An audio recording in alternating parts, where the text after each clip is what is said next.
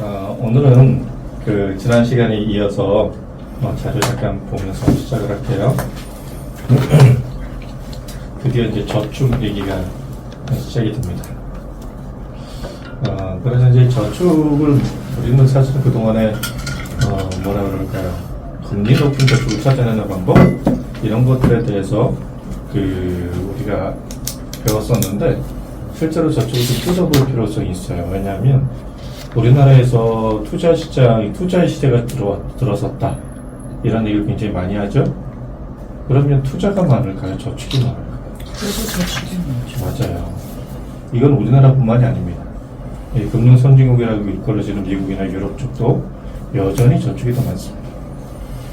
심지어는 거의 굉장히 낮은 금리를 적용되고 있는 일본이나 이런 데도 여전히 저축이 더 많습니다. 지금처럼 코로나 이후에 인플레이션 리스크 때문에 금리를 다 올렸을 때뿐만이 아니라 그 이전에 서프라임 무기론 사태 이후에 전 세계적인 저금리 상황이 빠졌을 때도 여전히 제로금리임에도 불구하고 저축이 더 많았습니다. 왜 그런 걸까요? 왜 저축하게 되면 물가 상승률까지 감안하게 되면 실질금리라고 표현하는데요. 명목금리와 실질금리 얘기는 좀 이따 하는 걸로 하고 실질금리는 마이너스임에도 불구하고 왜 저축이 더 많은 걸까요? 안정감. 도대체 저축이 뭐길래 사람들은 그렇게 저축을 할까요? 로또를 맞으면 대박 난다는 건 다 알고 있습니다. 그리고 이 자리에는 틀림없이 로또를 사보신 경험이 있는 분도 계실 겁니다. 로또 사보셨습니까? 네. 자주 삽니다. 자주. 희망이 그거밖에 없는 거군요. 이제는 로또 한 방입니다. 저도 로또를 가끔 사는데요. 요즘엔 안 사지만 꽤 자주 사본 적이 있습니다. 가장 잘 많이 맞았을 때는 4등까지도 돼본 적 있어요. 네, 나도 4등. 네. 그런데 5만 원 주더라고요. 선정했는데 10만 원도 안 냈. 네, 그래서 하여간에 그러면서 딱 바꾸러 갔더니 다음번엔 대박 나세요 그러는데 그 위에 대박이 없더라고요. 하여간에 사람들은 일확천금을 꿈꾸기도 합니다. 투자를 통해서 대박을 찾기도 하고요. 요즘에 이제 파생 상품들, 옵션이라든지 풋옵션이니 콜옵션이니 이런 파생 상품들을 통해서 주가의 2배, 3배 이렇게 나는 수익을 추구하기도 합니다. 또 반대로 그렇게 엄청나게 많은 손실을 가져가는 경우들도 늘 존재합니다. 그런 것들을 몇 번 경험하다 보니까 사람들은 그럼에도 불구하고 원금이 까이지 않는다라고 생각하는 저축상품에 대해서 미련을 버리지 못하고 있는 게 아닐까. 그런데 최근 저축상품의 금리가 생각외로 굉장히 좋은 상품들이 많이 나와 있어요. 그러다 보니까 오히려 저축이 더 늘어나는 경향들도 있고요. 최근에 저희 연구소에서 실적들을 가만히 보게 되면 생보와 순보의 비중이 어느 정도 될까요? 생보다 좀. 생보가 좀 더 많다? 수준이 아니고요. 9대 1입니다. 우리가 1,400 중에 1,200 이상, 1,300 가까이가 생보고요. 순보는 100 얼마밖에 안 했습니다. 지금. 그런데 이번 달이 그렇다는 뜻입니다. 그런데 이 생보 상품 중에서 압도적인 1위를 차지하고 있는 상품들이 두 군데가 있을 건데 다 보니까 금리형 상품들입니다. 변액보험의 이름을 띄고 있지만 금리형 상품이었던 거예요. 흔히 말하는 투자 상품의 명목을 띄어 있었지만 엄밀히 따지면 투자 상품이 아닌 거죠. 금리형 상품이거든요. 다시 말하면 저축 영역에 속하는 상품들이었다는 뜻입니다. 왜 그렇게 사람들은 확정금리 5%를 주겠다, 6%를 주겠다, 7%를 주겠다, 8%를 주겠다에 목매게 되는 걸까? 그걸 생각해 볼 필요가 있을 것 같습니다. 먼저 저축에 대해서 우리가 좀 살펴볼 텐데요. 저축에 대해서 우리가 알아야 되는 기본적인 몇 가지 사항들을 먼저 짚고서 넘어가도록 하겠습니다. 먼저 저축 영역에서 빼먹을 수 없는 게 이 소득, 소비, 저축 이 세 항목이 항상 따라가는 거거든요. 그리고 이거를 잘 이해를 하셔야 우리가 저축에서 투자로 넘어갈 수가 있습니다. 이거를 모르면 사실은 투자로 넘어가기가 굉장히 어렵습니다. 첫 번째, 소득. 소득이라고 하는 걸 가만히 살펴볼게요. 소득이라고 하는 걸 모르는 사람들은 사실 존재하지 않습니다. 이 초등학생들도 소득이 뭔지는 알아요. 그런데 이 소득의 종류에 대해서 얘기를 해보자라는 겁니다.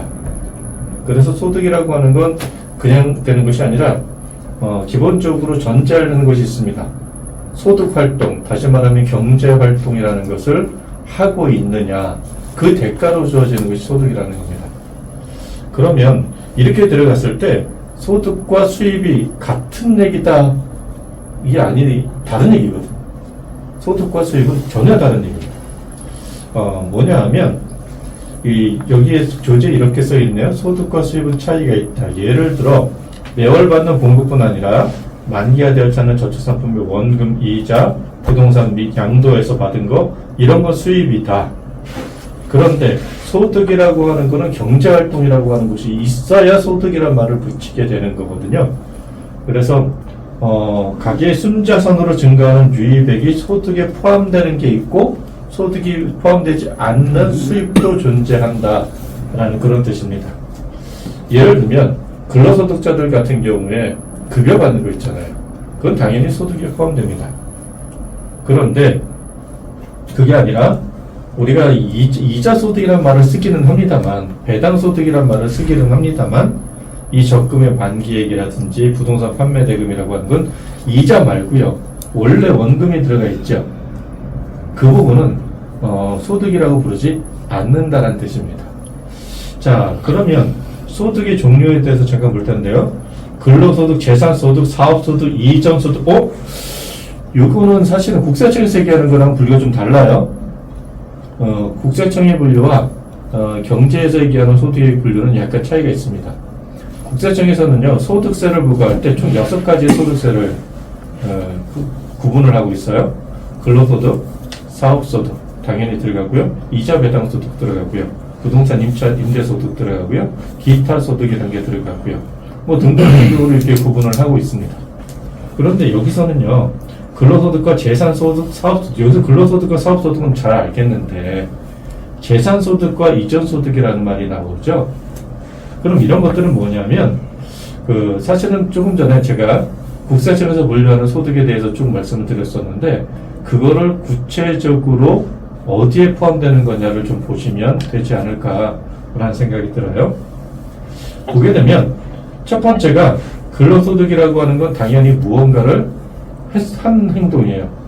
그런데 이게 사업주로서 하는 행동이 아니라 근로자로서의 하는 행동이 들어가는 겁니다. 그래서 가장 대표적인 게 급여이고요, 상여 같은 것도 여기 포함되는 거고요. 그런데 이 근로자임에도 불구하고요, 회사로부터 받는데 그 근로소득이라 부르지 않는 종류의 소득이 하나 있습니다. 이게 무엇일까요? 상여금? 상여금은 근로소득입니다. 네. 퇴직. 맞아요. 퇴직소득이. 퇴직소득. 네, 퇴직소득은 근로소득이라고 부르지 않습니다. 별도로 뗍니다. 틀림없이 회사로부터 받았어요.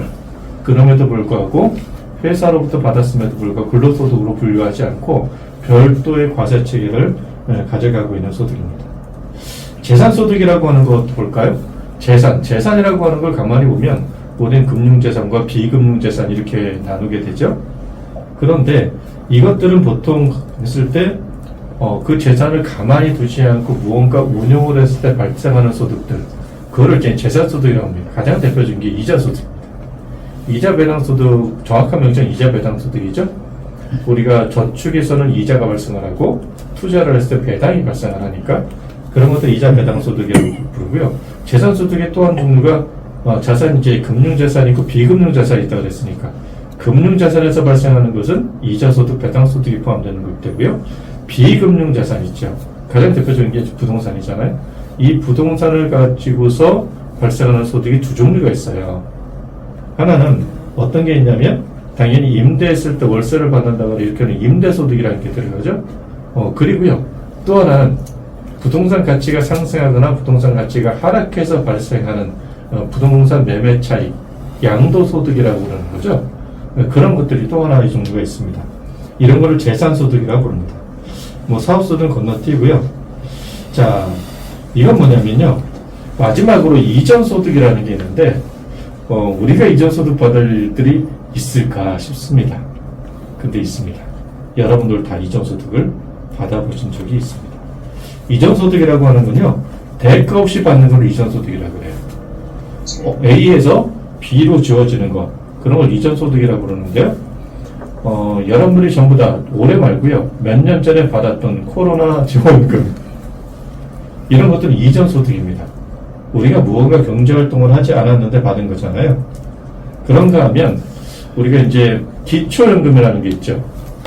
우리가 국민연금이나 이런 걸 하지 않고 노령이 됐을 때 그때 정부에서 최저생활기획을 보존해 주겠다는 이름을 해서 내는 그 연금, 기초연금, 이런 것들은 이전소득에 포함됩니다. 그런가 하면 난 노력하지 않았어요. 그런데 우리 아버지가 나한테 집을 물려줬네? 이 상속증여, 이것도 이전소득에 포함됩니다. 그러니까 내 노력이 들어가지 않은 소득이라는 표현입니다. 이렇게 표현하시면 될 것 같아요. 그런데 이런 거에도 전부 다 소득에 있는 곳에 뭐가 있다? 세금이 있다. 모든 종류의 소득에는 세금이 부과되게 되겠습니다. 경상소득, 임시소득 이건 건너뛰도록 하고요. 그 다음에 중요한 게 이제 명목소득과 실질소득이에요. 여기에서부터 이거를 이해하면 드디어 우리는 투자의 길에 접어들 수 있습니다. 여기서 우리가 일반적으로 가장 많이 쓰는 개념이 투자를 하지 않는 사람들에게 중요한 건 명목소득입니다. 이자율 3%, 5%, 8%, 10%라고 부르는 거. 이런 것들은 이제 명목소득에 들어갑니다. 그래서 은행에서 주로 얘기하는 적금이나 예금의 이율은 명목소득입니다. 그런데 여기서 실질소득이라는 말을 쓰죠. 실질소득은 여기에 뭐가 결부되는 거냐면 물가라는 것이 결부가 되게 되어 있습니다. 우리가 예전 시간에 물가에 대해서 좀 배웠었잖아요. 그럼 왜 이렇게 물가를 반영하지 않고 표면적으로 산술적으로만 계산하고는 이 명목소득과 물가를 반영한 실질소득을 갖고서 얘기를 하냐면, 저금리 시대이건 아니면 고금리 시대이건 가리지 않고, 예를 들어서 물가가 3%라고 하면 실질소득, 여기서 명목소득이라고 하는 3%겠죠? 그런데 이자를 3% 주는데 물가상승이 3%였어요. 그러면 실질소득이라고 하는 건 제로가 되잖아요. 그러면서 우리가 거기에 따라 무슨 얘기를 하냐면, 우리가 물가를 감안했을 때 실질소득이 마이너스일 수 있다, 뭐 이런 얘기들을 하는 거거든요. 요즘에 그 정부에서 발표한 소비자 물가라는 게 있죠. 그리고 은행연합회라든지 소비자 보호단체들에서 발생하는 생산자 물가지수라든지 소비자 물가지수라든지 이런 것들이 여러 군데서 물가를 사실은 발표를 하고 있습니다. 그런가 하면 일부는 부동산이나 이런 걸 빼고 생필품만 갖고서 물가를 측정하기도 합니다. 재미있는 건 정부에서 발표하는 물가라고 하는 것은 1970년대부터 시작이 됐고, 우리가 너무나도 잘 알고 있는 것처럼 예전에 물가 시간에서 얘기했던 것처럼 460개 항목만 가지고서 물가를 측정을 합니다. 그 안엔 당연히 유류도 들어가고요, 부동산도 들어가고요, 흔히 말하는 커피도 들어가고, 뭐 등등등등, 짜장면 값도 들어가고, 이 대표적인 각 항목들을 골라내서 흔히 말하는 대로 그걸 통계로 산술 평균을 낸 그런 물가일 뿐입니다. 그런데 여기에서 가만히 보면 사람들에게, 국민들에게 굉장히 큰 영향을 미침에도 불구하고 우리가 소비하는 데는 크게 영향을 미치는 항목들이 포함되어 있어요. 대표적인 게 부동산입니다. 물가가 다 뛰었는데 부동산 가격이 떨어지면요, 물가 상승률은요 안 올라가는 것처럼 보여요. 그렇지 않은가요? 맞아요. 작년 물가 상승 정부에서 발표할 때 3.5%가 발표했습니다. 3.6%인가? 여기서 그렇게 발표를 했어요. 그런데 거기에는 부동산이 포함되어 있는 겁니다. 작년에 근데 부동산 가격이 많이 떨어졌잖아요. 이 부동산의 이걸 제외하고 우리가 일반적으로 쓰는 생필품들만 갖고서 계산해 봤더니 8.4%대가 나오더라는 거예요. 그럼 우리가 피부적으로 체감하는 건 8.4%가 맞지 않을까요? 재작년에 정부에서는 5.1%를 발표를 했고요. 은행연합회 이런 데서 12.4%를 발표합니다. 부동산 가격을 뺀 거거든요. 물론 품목은 더 늘렸어요. 2만 개 이상의 품목을. 그러면 우리가 느끼기엔 12.4%가 맞다, 이거죠. 하여간 어떤 걸 기준으로 삼더라도 정부에서 만약에 정부 기준으로만 따져서 재작년에 5.1% 물가 상승을 했는데 그 당시에 5%대의 예금이 있었느냐. 여기서 적금과 예금은 다른 거니까 우리가 볼 때는 적금을 얘기하지 않고 예금을 얘기해 주셔야 돼요. 왜 그럴까요? 예금이라고 하는 것은 내가 시작할 때부터 1년간의 이율이 그대로 나타나는 거죠. 적금을 얘기하지 않는 이유는요. 적금은 지금도 6%도 있고 8%도 있고 10%도 있어요. 근데 연이율이 아니에요. 그건 엄밀히 따지면. 왜냐하면 첫 1년짜리 정기적금이라고 하면 첫 달 낸 건 12개월치 이자가 발생을 하지만 11개월치 낸 거는 그 한 달치 이자밖에 발생하지 않는다라는 개념이거든요. 그래서 정확한 이율을 계산을 할 때는 1년 만기자는 예시된 금액의 2분의 1, 50%만 봐주는 게 맞고요. 2년짜리라 그러면 그보다 더 작게 봐주는 게 맞고 그렇습니다. 자, 그러면 어떻게 됐든 간에 우리가 예금 기준으로 했을 때 예금 상품의 이율이 굉장히 높지가 않아요. 생각해보시면. 적금은 좀 높게 주는 경우가 있어요. 근데 예금을 높게 주는 경우들은 굉장히 작을 거예요.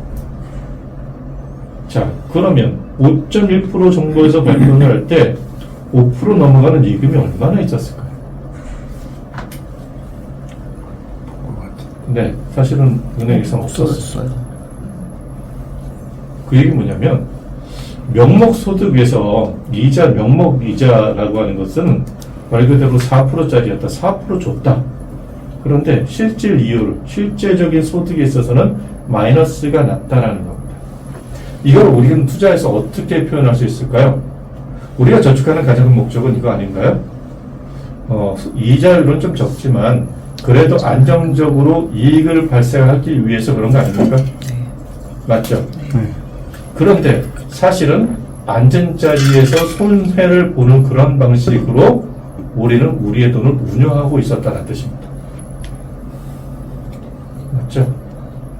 앉은 자리에서 그냥 손해를 보는 방식으로 우리는 은행을 통해서 하고 있었다는 거. 이게 이제 고객들한테 이해가 되고 맞아, 사실은 물가를 감안해 보니까 사실 내가 손해보고 있었던 거예요.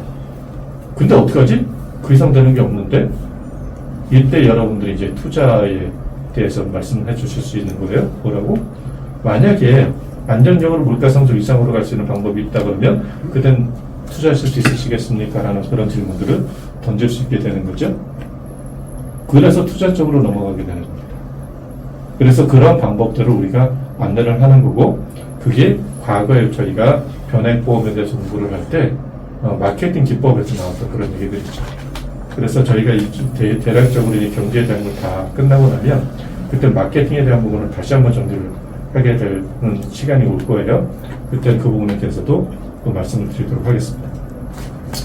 자, 또 재밌는 게 가처분 소득이란 말이 나와요. 가처분 소득. 가처분 소득. 이게 뭐죠? 이거는 이렇게 생각하면 가장 간단할 것 같아요. 우리가 이제 소득이 생겼어요. 소득이 생겼는데 그 중에서 내가 지출할 수 있는 거, 내가 지출을 할 수 있는 소득, 이걸 가처분 소득이라고 불러요. 예를 들어서 소득이 생겼어요. 집을 샀어요. 집은 재산이에요. 맞죠? 재산이에요. 근데 내가 임의로 이걸 처분할 수 있어요? 만만하지 않죠. 그런데 내가 은행에 적금 들었어요. 적금 들어서 만기에 대해서 원금 이자를 받았어요. 이거 내가 임의적으로 쓸 수 있을까요? 없을까요? 있어요. 맞아요. 그 차이라고 보시면 돼요. 아주 간단한 차이는요. 그래서 가처분 소득이라고 하는 건 기본적으로 내가 써야 되는데 여기서 필연적으로 받는 비용이라는 게 따라 들어가거든요. 예를 들면 부동산에서의 비용이라고 하는 건 우리가 복비라고 읽거잖아요. 중개수수료. 이런 건 비용이잖아요. 그죠? 그런가 하면 우리가 적금이나 예금에서는 비용적으로 들어가는 것들이 세금입니다. 세금은 비용의 영역이거든요. 이런 것들은 소비에 들어가요. 그런가 하면 우리가 근로소득, 우리는 지금 소득 얘기하는 거니까 근로소득이건 사업소득이건 여기에 대해서 세금 말고도 준조세라고 해서 나가는 것들이 몇 가지가 있죠. 가장 대표적인 것이 국민연금이라든지 공적연금이라든지 건강보험이라든지 이런 것들입니다. 이런 건 비용 영역에 들어가는 거거든요. 그러면 그래서 내가 100만 원을 벌었는데 여기서 세금도 떼고 국민연금 보험료도 떼고 여기에 대해서 거기에 해당하는 건강보험료도 떼고 실질적으로 내가 받을 수 있는 소득 이런 거를 이제 가처분 소득이라고 그런다. 그래서 실제 가처분 소득이 많으냐 적느냐 이걸 얘기하는 건데요. 여기에 또 결부되어 있는 게 뭐냐 하면 이 내용입니다. 자, 이자 소득세가 몇 등급이나 있을까요? 일반 과세는 14%죠. 여기에 지방세가 10%가 계산되니까 14%에 1.4%가 가서 15.4% 일반 과세라고 합니다. 보통 이자 소득세를 그러면 이거 하나를 얘기를 해요. 그런데요, 뭐 수협이라든지 새마을금고라든지 이런 데 보면 세금무대 종합통장 이런 말을 쓰기도 해요. 정확한 명칭이 아니고요. 이거는요, 뭐라고 그럴까요? 저율과세입니다. 이렇게 일반 과세가 있고 저율 과세가 있거든요. 통상적으로는 9%가 되죠. 9%의 지방세 붙으면 96.9%가 될 거예요. 여기에 비과세가 하나 더 있네요. 그죠? 비과세가 있는데 비과세도 두 종류가 있습니다. 어떻게 두 종류가 있냐면 이자소득세는 다 비과세예요. 그런데 이자소득세가 아닌 다른 조세가 붙는 비과세가 있어요. 농어촌 특별세가 붙는 그런 상품이 있습니다. 그래서 0.4% 정도가 부과돼서 세금이 아주 없지는 않는 그런 상품이 있는가 하면 아예 아무런 세금이 붙지 않은 그런 비과세들도 있죠. 대표적인 것이 이게 보험차익과세에 관련된 부분이 있고요. 그러면 일단 지금까지 우리가 일반 과세, 저율과세, 비과세를 했는데 저율과세가 있다는 얘기는 또 뭐가 있다는 뜻일까요? 맞아요. 고율과세가 있다는 뜻이에요. 고율과세 크게 세 가지 종류가 있습니다. 흔히 말하는 지방세를 제외하고 20%, 25%, 30%가 있습니다. 그래서 지방세 포함하면 22%, 27.5%, 33%가 되는 거죠. 아니, 근데 이자소득세가 33%를 뗀다고? 들어보셨습니까? 어디서 나왔을까요? 사실요, 이거는 지난 시간에 얘기했던 김영삼 대통령의 금융실명제와 관계가 있는 세율들입니다. 금융실명제 3단계 조치를 지난 시간에 말씀드렸을 거예요. 첫 번째가 금융실명제, 두 번째가 뭘 말씀드렸냐면 금융공동전산망제, 그리고 세 번째가 금융소득 종합과세 이렇게 말씀드렸죠. 근데 금융소득 종합과세가 딱 터지자 이게 너무나도 파괴력이 컸던 거예요. 사람들이 그동안에 전부 다 분리과세를 해도 이자소득대로 사업소득, 사업소득, 부동산 임대소득, 임대소득대로 따로 떼서 과세를 했다는 뜻이에요. 그렇게 하다 보니까 이익이 전체적으로 통으로 치면 굉장히 많더라도 따로 떼니까 우리나라 누진제세제를 적용하니까 하나하나만 볼 때는 그렇게 높은 세율을 적용받지 않게 되더라. 이게 그동안에 김영삼 대통령 이전에 우리나라 세율이었거든요. 근데 이제 2천만 원 이상의 이자 소득이 발생하게 되면 모든 소득을 합산하겠다 이게 돼버린 거예요. 그렇게 되니까 가장 타격을 많이 받은 사람들은 사업을 크게 하거나 부동산 임대소득이 있거나 이런 사람들이 가장 타격을 크게 받게 되는 거죠. 왜냐하면 누진세제에 대해서 세율 자체가 높아지는 그런 일들이 발생하기 때문에. 그런데 모든 세법에서는 피할 길을 주게 되어 있습니다. 그 중에 하나가 바로 이거예요. 여기서 20%, 30%에 대한 세율을 적용하는 금융상품이 등장을 하는데 이 장기 채권 상품들이고요. 장기 채권 상품들이면서 이거는 분리과세 해줄게, 종합과세 포함하지 않아줄게, 2천만 원에 들어가지 않는 걸로 해줄게. 이렇게 하면 대신에 세금은 좀 많이 내라. 그런 상품이 등장하기 시작을 하는 겁니다. 그리고 이런 상품들이 사실은요, 고액자 자녀들 입장에서 굉장히 인기가 있었어요. 그래, 내가 이거에 대해서 세금을 더 내더라도 15.4%에 비하면 거의 2배잖아요. 더 내더라도 종합과세 안 되는 게 더 좋아. 이런 사람들이 있더라는 거예요. 자산가들. 그래서 이런 상품들이 사실은 증권사에 있는 상품들이긴 한데 판매도 많이 됐었고요. 한동안 대유행을 했던 적도 있습니다. 근데 제가 지금 무슨 얘기를 하고 있는 거냐면 여기서 그 가처분 소득에 대한 얘기를 하고 있잖아요. 제가 이네이블 얘기를 잠깐 여기서 집어넣었었는데 27.5% 뛰는 건 어떤 거냐면 대부계약이라든지 개인 간의 거래는 27.5% 뛰거든요. 그럼 27.5%의 세금을 띈다. 우리가 10%의 대부계약이다. 그러면 표면적으로는 10%예요. 그런데 가처분 소득이 돼야 되려면 여기에서 비용이 공제가 돼야 된다 그랬죠. 그럼 세금도 비용이니까 공제가 돼야 되겠죠. 그러면 27.5%를 떼고 나면 몇 프로짜리가 되는 건가요? 7.2. 맞아요. 7.2%예요. 일반 은행권은요. 15.4% 때니까 10%면 8.45%가 되는 거죠. 맞아요. 그렇게 되는 거예요. 그렇게 돼서 우리가 세전 수익률, 세후 수익률, 세전 이자, 세후 이자 이렇게 나누잖아요. 보통은 우리는 세전만 갖고 얘기를 합니다. 그러나 좀 더 꼼꼼하게 얘기하려면 세후 이자로 얘기해줘야 될 때도 분명히 존재하거든요. 그것도 계산식에 의해서 계산해 보시면 바로 나오는 거니까 보시면 될 것 같아요. 이건 건너뛰겠습니다. 2020년 거라 좀 오래된 거여서요. 벌써 4년 된 거니까 우리나라의 평균적인 소득은 530만 원이다. 이렇게 표현을 하고 있네요. 가구당 월평균 소득, 가구당입니다. 자, 소비에 대한 부분 들어갈게요. 소비라고 하는 건 사실은요, 고객들한테 제가 이런 얘기들을 하거든요. 돈을 모으는 목적은 딱 하나라고 생각합니다. 이런 얘기를 해요. 돈을 모으는 목적은 딱 하나입니다. 그게 뭘까요? 잘 쓰기 위해서. 맞죠? 우리가 돈이 남는다고 저축하는 것이 아니라 무언가 하기 위해서 저축해야 되는 것이. 잘 쓴다는 얘기는 무슨 뜻이냐면 꼭 필요한 데 쓰면 잘 쓰는 거다. 이렇게 표현하거든요. 그래서 선생님 과정에서 꼭 필요한 게 무언가를 알아내는 것. 우리가 포트폴리오를 짤 때 가장 중요한 건 적금은 얼마를 하고요. 펀드는 얼마를 하고요. 예금은 얼마를 하고요. 보험은 얼마를 하시고요. 보험은 8에서 12%가 좋아요. 등등 이런 얘기 다 필요 없습니다. 솔직히 말씀드리면. 그 가정에 맞춰져 있지 않은 거는 의미가 없다. 맞잖아요.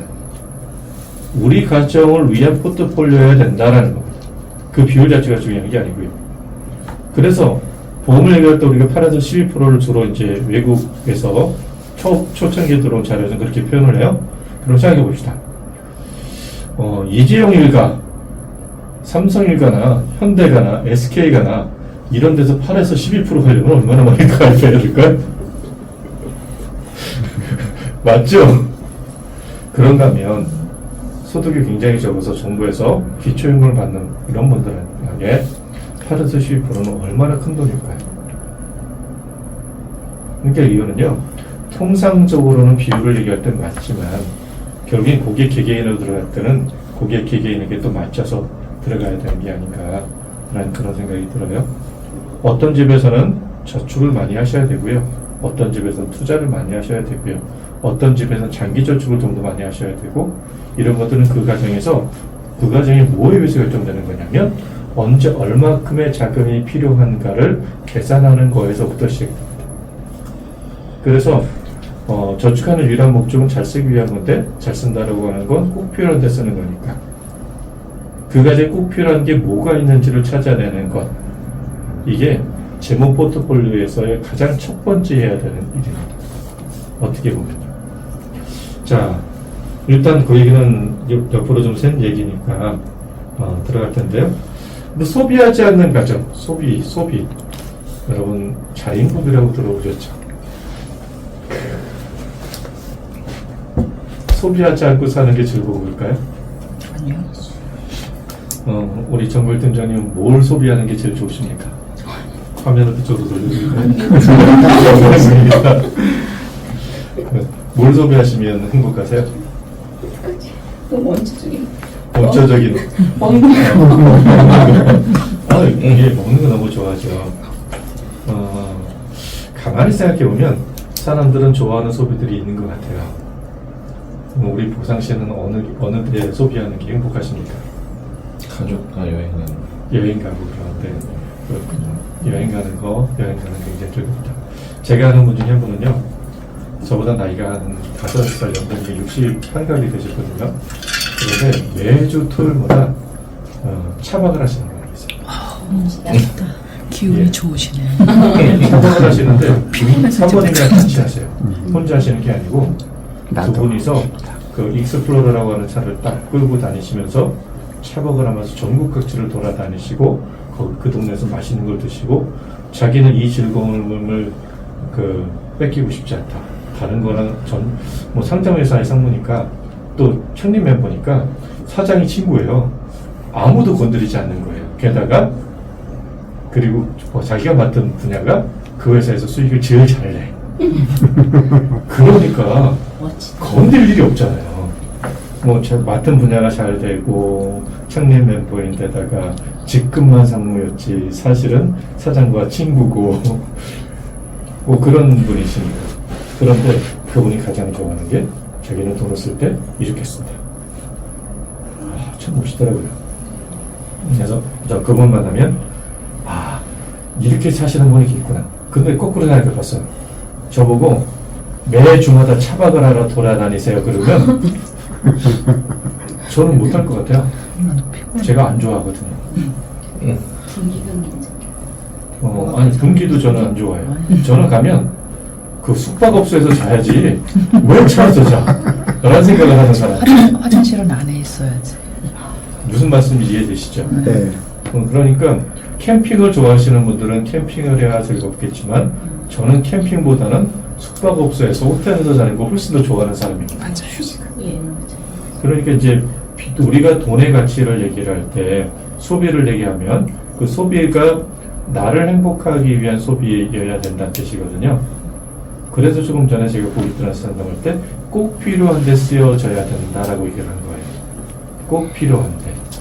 누구에게는 차박하는 데 들어가는 돈이 꼭 필요한 돈이고요.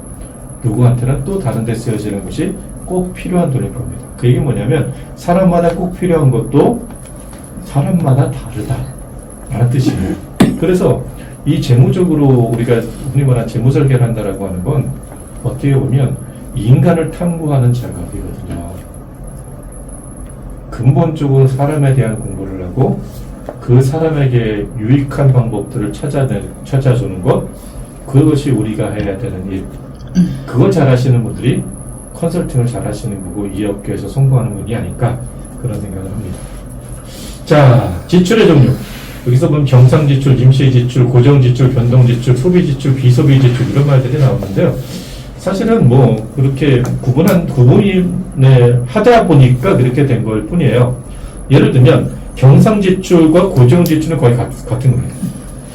여기서 경상지출이라고 뭐라고 되어 있면 정기적으로 집되는 식료품비, 주거비, 광열비, 각종 요금들 말한다.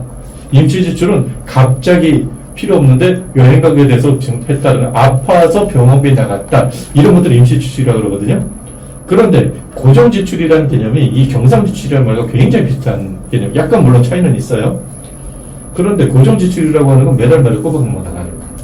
이게 사람을 미치게 하는 겁니다. 예를 들면 저희 연구소에서 고정지출은 뭐가 있을까요? 월세. 네, 월세관리비, 인건비 뭐 이런 것들이 크면 재정적으로 굉장히 압박을 받는 거예요. 지금 저희 줌으로 우리 대구 팀이 들어와 있어요. 근데 지난번에 이제 건물을 알아봤거든요. 건물을 알아봤는데 대구의 월세와 서울의 월세는 어마어마한 차이가 있더라고요. 대구로 가야죠. 이 서울에서 저희가 지난번에 세화빌딩에서 근무를 할 때 전용이 50평 정도였어요. 지금 저희가 이제 이번 달부터는 다시 새로운 건물을 알아봐야 되거든요. 그리고 지금 이 패스트5에 있을 때 저희가 한 1000 이상, 1100, 1200 정도를 매월 내고 있어요. 그런데 기껏해 여러분 아시겠지만 저거 전용 면적으로 따지면 다 합쳐도 개인문까지 다 합쳐도 50평이 안 될 거예요. 대구에서 25평짜리 전용 면적으로 했을 때 월세가 80 정도. 보증금이 2,000에 월세. 우와!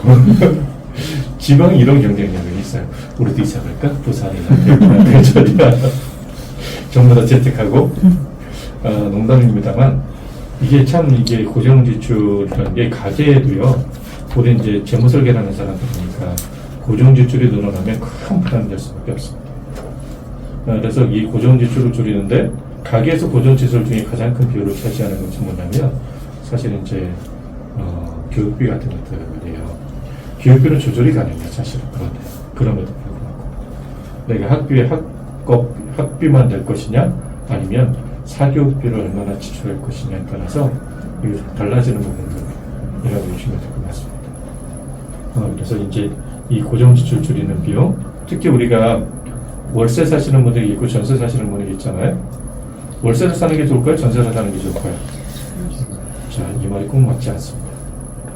왜냐하면 이자율이 낮았을 때는요, 전세를 계약을 해서 전세 담보 대출을 받으면 이자율이 낮기 때문에 월세보다 작은 비용이 지출되니까 월세를 사지 말고 전세로 살아서 전세 대출을 받아도 이자를 내라. 그게 더 적게 들어간다. 이렇게 표현합니다. 반대로 고금리 때는요, 전세 대출을 받았을 때 이자가 월세보다 많이 나오는 경우들도 생기더라고요. 언제 그러냐면 코로나 때 그랬어요. 작년까지는요, 그런 부분들이 심심치 않게 발생했습니다. 그때 차라리 월세를 사는 것이 훨씬 더 비용을 줄이는 길이었습니다. 그런가 하면 여기에다가 부동산 얘기를 하나만 더 하자 그러면 최근 들어서 전세 사기 문제가 굉장히 심각했죠. 네. 그래서 뭐 특히 아파트에서 그런 문제가 발생하지 않는데 빌라에서 굉장히 큰 문제들이 발생을 했어요. 그래서 어떤 경향들이 생겼냐면 전세할 때도 차라리 월세 살래요. 그러면서 대안권이라는 말이 등장을 합니다.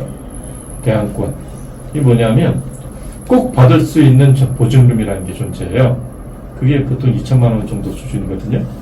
그러니까 내가 2순위, 3순위, 4순위가 되더라도 이것만큼은 돌려받을 수 있는 돈 얼마야? 2천만 원. 그러면 나는 보증금 2천만 원에 월세는 좀 비싸도 좋아. 이렇게 들어가는 경우도 있어요. 실제로는. 그런데 생각해보면 요즘 같은 데서 왜 아파트 선호 현상이 점점 커지냐면 이 가치평가의 문제가 생겨서 그렇거든요. 빌라의 가치평가와 아파트의 가치평가가 다르잖아요. 아파트는요, 시세라고 하는 것이 한국부동산 원 또는 KB부동산 시세. 그래서 흔히 말하는 이 공개되어 있습니다. 공개되어 있는 시세다 보니까 여기에서 사기가 개입하는 게 굉장히 힘들어요. 그런데 빌라는요, 그게 존재하지가 않습니다. 그러다 보니까 요즘엔 그런 일이 좀 적은데 몇 년 전에는 보통 그 약간 빌라가 많은 동네를 가시게 되면 실입주금 1,000만 원 뭐 이런 거 막 붙어 있고 그랬을 거예요. 실입주금 2천만 원, 방 3개, 어쩌고저쩌고 이런 플랜카드들이 붙어 있는 것들을 보실 수가 있으셨을 텐데 그건 어떻게 작업하는 걸까요? 실제 이 집이 3억인데요. 장부상에서 3억이 아니라 4억인 거예요. 그래서 대출을 은행에서 해줄 때 3억으로 분양받았다라고 대출하지 않고 4억으로 분양받았다라고 계약서를 꾸며요. 그럼 이 집은 4억짜리가 되는 거예요. 그럼 4억에 대해서 LTV나 론투밸류 뭐 이런 거 여러 가지 계산을 해서 60%까지 대출을 해줬다? 그랬더니 대출을 받고 나서 실제로는 1,000만 원이면 돼요. 실제로는 2천만 원이면 돼요. 이렇게 생기는 겁니다. 근데 실제로 이분들이 분양받는 가격이랑 장부상의 가격이랑이 차이가 발생하는 거예요. 은행에서는 장부상의 가격으로 보게 되는 거거든요. 그러다 보니까 그거 기준으로 평가를 해서 왜 주변에 그거에 대한 적당한 평가 기준이 없기 때문에 발생하는 그런 일들입니다. 그래서 실거래, 실제 1,000만 원이면 입주 가능합니다. 이런 것들이 다 그 차익을 이용한 것들. 다시 말씀드리면 정확한 평가금을 산출이 어려운 걸 이용하는 그런 어떻게 보면 사기죠. 그러다 보니까 거기서 이 집은 얼마짜리예요? 그거 믿으시면 안 되는 거예요. 자, 소비 지출과 비소비 지출 뭐 이런 말도 나오고요. 우리나라의 가계 소비 지출 이런 거 나오는데 가장 많이 들어간 지출이 음식 숙박이었다. 그 다음에 식료품 뭐 이런 거였다. 교통비, 주거, 수도, 공열비 순이었다. 이런 말이 나오네요. 근데 여기서 합리적인 소비란 말이 갑자기 나타나요. 가계라고 하는 건 결국에는요, 이 수입이 들어오잖아요. 수입이 들어오면 여기에서 일정 부분을 지출을 하고 잉여라는 것이 남아야 되는 게 정상적이죠. 잉여라는 것이 나가야 드디어 자산이 축적이 되는 거니까. 그런데 이게 되지 않은 합리적인 소비를 어떻게 하게 만들 것이냐. 사실 저희 업계에서 저희를 찾아왔던 분들 중에서 굉장히 뭐라 그럴까요? 강의에서 성공했던 사람들이 몇 사람 있어요. 근데 한 분이 어떤 강의를 하냐면 가계부 얘기를 그렇게 하세요. 가계부 얘기. 그래서 우리도 한때 우리의 제안서에 보면 가정경제 가계부라는 게 있었어요. 기억나시나요? 그죠? 여긴 항목이 없는 가계부, 콩나물 2,000원 의미 없다. 이것이 흔히 말하는 우리가 식료품비로 얼마 나갔다는 게 중요하지, 그것이 콩나물이냐 두부냐 김치냐 이거는 의미 없다. 실제로 식료품비가 얼마 다 나갔다는 게 중요하다. 뭐 이렇게 해서 항목이 필요 없는 그런 가계부들을 저희가 만들어냈고, 고객들한테 제안할 때 이렇게 소비를 통제하셔야 됩니다 라고 해서 그 대안으로 가정경제 가계부라고 하는 것을 제공했던 적이 있었습니다. 물론 지금도 그걸 쓰시는 분들이 계시더라고요. 허원진 팀장 같은 경우는 지금도 그거를 열심히 고객들한테 제안을 하고 가계부 쓰는 법도 고객들한테 안내를 하고 그러고 있더라고요. 근데 굉장히 잘하는 겁니다. 왜냐면요, 합리적인 소비를 하게 만들면 뭐가 발생을 해요? 저축 여력이라는 게 나오기 시작해요. 저축 여력이 나오면 비로소 이 저축을 고객들이 하게 되는 거고, 저축을 하게 되면 흔히 말하는 대로 자산이 축적이 되기 시작을 하고, 이분이 3년 뒤, 5년 뒤, 10년 뒤에 자산이 증가가 하는 현상이 생길 수밖에 없잖아요. 맞죠? 그럼 우리가 이 일을 도대체 얼마나 할 거냐 생각해 보세요. 현달 씨가 여기 딱 있는데, 현달 씨 이 일을 얼마나 하셨습니까? 지금까지. 이입이요? 아니면 네, 그 이업이요. 이업이요? 20년. 그렇죠. 20년이에요. 자, 처음 20년 전에 만난 고객과 지금의 고객을 비교해 보시고요.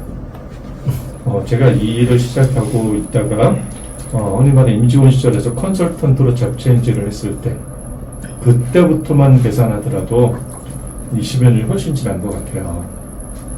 그러면 그때 저는 이제 과장으로 있었으니까, 과장으로 있다가 이제 잡체인지를 했으니까, 제 동기 과장들이 지금 어떻게 돼 있느냐. 뭐, 안 됐으면 부장이고요. 잘 됐으면 임원 중에서 사장도 나왔겠죠? 맞아요. 삼성전자 현재 사장이, 삼성전자. 삼성화재의 사장이 제 동기예요. 입사 동기. 부사장도 있고요. 당연히 상무도 있고. 물론, 임원이 되지 못해서 부장에 남아있는 친구들도 있어요.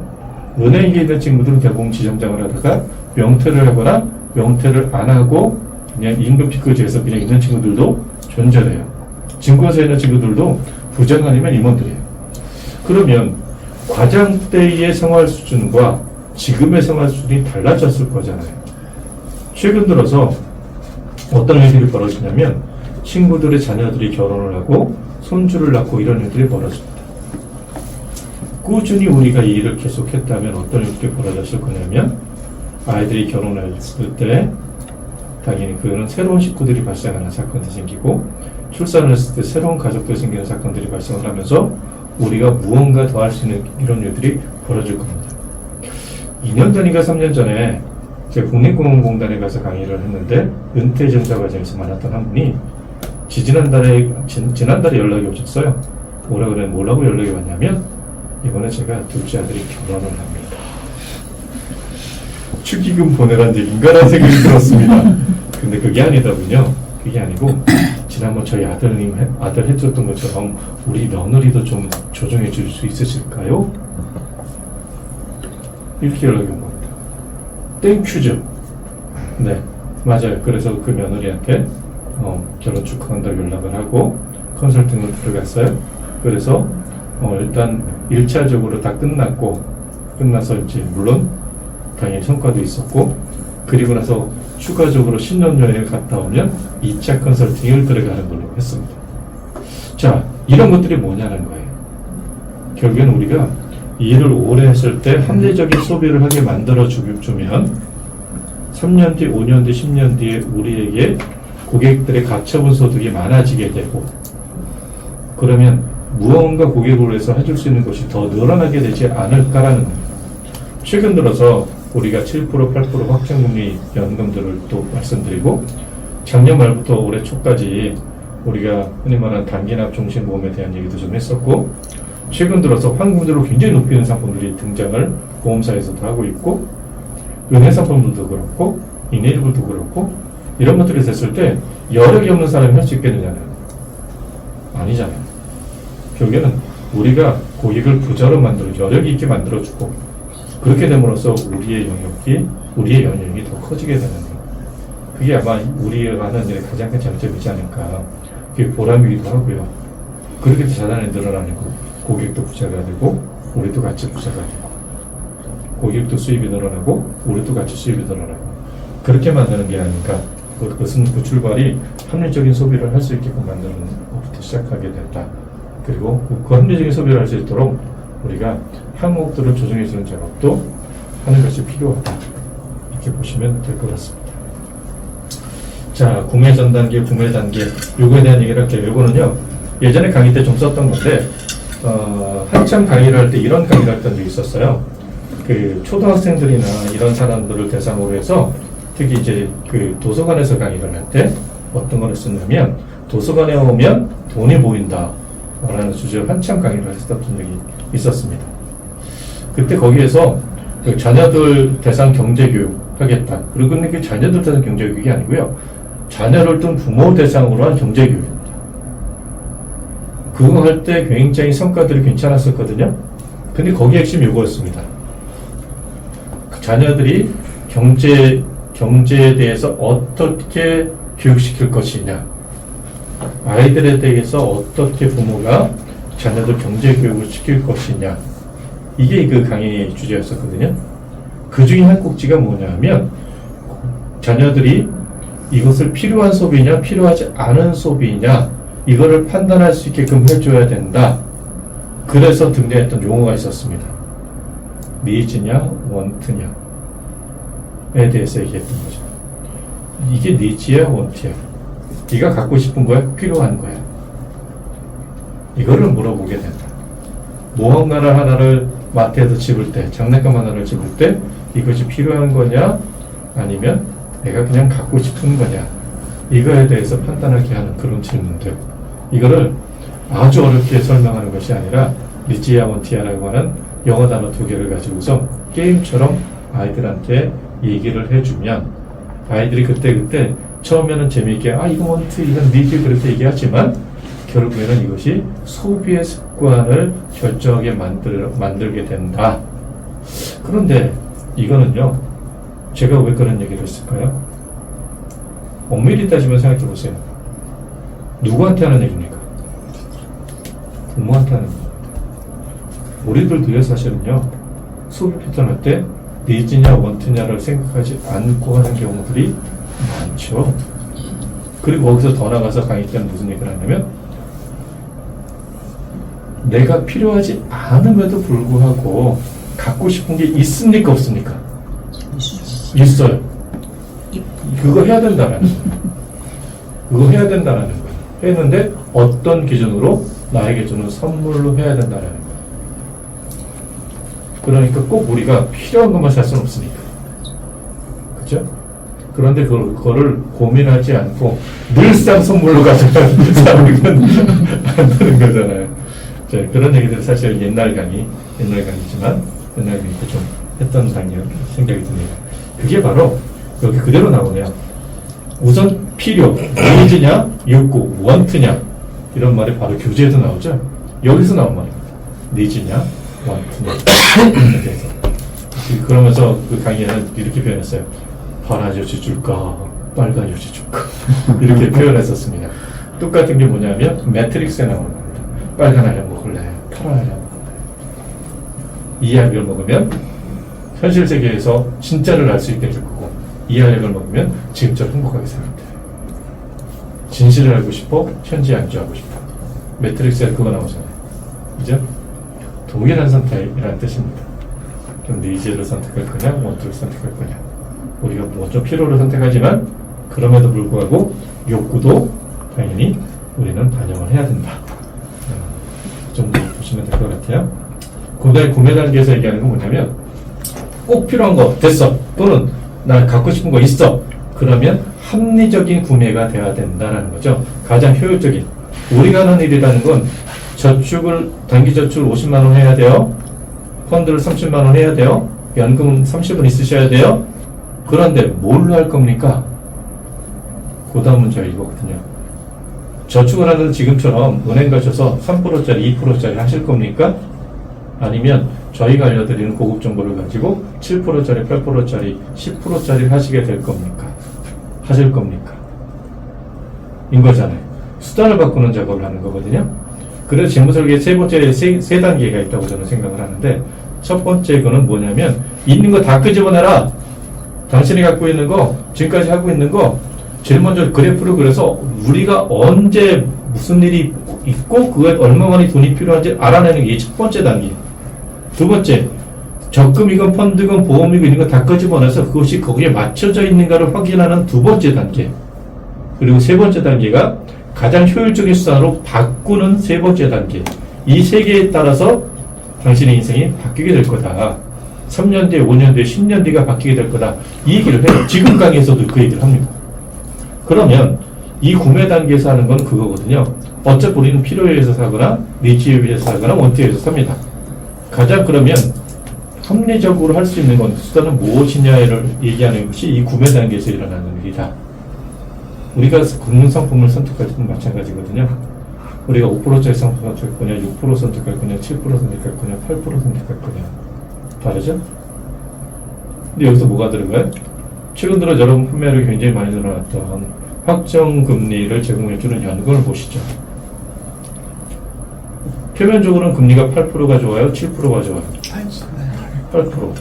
그런데 8%는 20년간 보증이고 7%는 30년간 보증이고, 그렇게 됐더니 나이가 어린 친구들에게 대해서는 연금액이 오히려 7%인데 30년 보증하는 것이 더 많더라. 이런 일들이 발생을 하는 거거든요. 이런 일들이 발생을 하면 합리적인 선택이라고 하는 건 표면적인 금리를 볼 것이 아니라 실제적으로 당신한테 어느 게 더 이익을 주느냐를 보게 되는 거죠. 그거 따라가는 게 맞다. 보험 설계, 보장 설계에서도 마찬가지 일이 벌어져요. A사는 암 1000에 15,000원이고요. B사는 암 1000에 17,000원이에요. 15,000원이 더 저렴하잖아요. 그런데 15,000원짜리는 의무부가가 되는 게 있어. 연재를 해야 되는데 상해 사망을 2억을 꼭 넣어야 되는데 이래버리면 비싸지는 거잖아요. 그런 거를 조정할 수 있는 사람은 고객이 조정할 수 있으니까 결국에는 이건 그 분야의 전문가인 여러분들이 사실은 앞만 딱 보게 되면 이게 더 그렇습니다만 실제적으로는 보니까 연계라든가 이런 조건을 봤을 때 이게 더욱더 합리적인 게 됩니다. 또는 최근에 나온 상품들을 트렌드를 보세요. 유병자예요. 유병자인데 유병자 아닌 걸로 바꿔주는, 유병자가 아닌 보험료로 바꿔주는 상품들이 지금 우후죽순처럼 나오고 있어요. 맞죠? 그러면 옛날 같으면 유병자 상품이 당연히 보험료가 비쌌는데 똑같은 유병자에도 불구하고 이분을 표준치로 받아주겠다라는 거예요. 그러면 유리한 거죠? 유리한 거죠? 그런데 여기도 하나 더 나갈까요? A사는 유병자가 이상 똑같은 보장을 했는데 7만 원이야. 근데 이건 표준체로 받는데 그런데 8만 원이야. 표준체 8만 원 하시겠습니까? 유병자 7만 원 하시겠습니까? 네. 이런 문제도 발생한다고요. 회사 간의 보험료 차이가, 보장받다 보험료 차이가 상당히 커요. 그래서 단순 비교라는 것이 굉장히 어려워졌어요. 그럼 결국에는 우리가 연구소에 하는 것 중에 보장 설계가 중요한 부분이니까 설계 매니저한테 의뢰를 해서 하는 것과 내가 직접 설계해보는 것의 차이가 존재할 수밖에 없어요. 시간은 더 들더라도 설계 매니저 하는 건 시간을 단축하기 위해서 하는 거잖아요. 시간을 단축하지만 내가 정확하게 이게 설계가 의뢰한 대로 됐냐 아니냐는 또 다른 문제거든요. 그래서 설계 매니저한테 의뢰를 하실 때도 정확한 지침이 필요합니다. 예를 들면 일반으로 표준체로 할 것이냐, 유병자로 할 것이냐, 아니면 무해지로 할 것이냐, 일반으로 할 것이냐, 이런 걸 정확하게 지침을 주셔야 그대로 설계를 하는 거지. 풀 버전으로 그냥 설계해 주세요. 이러시면 아주 엉뚱하게 나옵니다. 무슨 말인지 이해되시죠? 우리랑 오랫동안 있었던 설계 매니저분들은 우리의 성향을 알아서 그렇게 설계를 하겠지만 아니잖아요. 그러니까 여러분들이 의뢰를 했을 땐 정확한 지침, 이게 주어져야 우리가 원하는 대로 나온다. 그것도 기억을 꼭 하셨으면 좋겠습니다. 자, 이제 공유 단계에서 쭉 나오는 게 있는데요. 양대 효과, 밴드웨건 효과, 베벌리 아주 유명한 효과들인데 이건 건너뛰고요. 이제 저축에 대한 얘기서부터 드디어 들어갈 시간입니다. 그런데 이제 저축에 대한 부분은 제가 투자랑 연결되는 부분이어서 이 뒤에 개념이 보시면 이제 저축 얘기, 투자랑 이제 결합되는 얘기, 그리고 저축을 어떻게 받을 거냐는 이런 얘기들이 같이 나와요. 그래서 단리, 복리, 우리 너무나 잘 아는 개념이지만 복리에도 연복리가 있고 월복리가 있고 일복리가 있고 이런 여러 가지 시계들이 있잖아요. 그런 부분들이 있어서 우리는 상식이지만 사실은 우리가 시간이 지나서 놓치고 있었던 부분들이 존재할 수가 있다 보니까 그 부분에 대한 설명은 조금 필요할 것 같아요. 그래서 이거는 다음 시간으로 넘기겠습니다. 그래서 오늘은 짧지만 30분 정도만 이렇게 강의를 진행하고 다음 주부터는 제가 컨디션 잘 회복해서 원래대로 하도록 하겠습니다. 저는 천사님 강사인 게 맞는 게 이렇게 얘기하다 보니까 조금 기운이 돌아오셨어요. 선생님 돌아오셨어요. 이게 여러분들 그렇지 않나요? 하다 고객 만나면 우리는 입술은 다 부르터 있는데 그 고객들 만나면 다 같이 그냥 뭐 눈빛 그게 우리의 속성인 것 같습니다. 그죠? 타자들은 타석에 들었으면 눈빛이 달라지는 거고 투수는 마운드에 올랐으면 눈빛이 달라지는 거고 우리 여러분들이 프로이기 때문에 그렇지 않을까 그런 생각이 듭니다. 오늘 얘기는 여기까지 하겠습니다. 수고하셨습니다.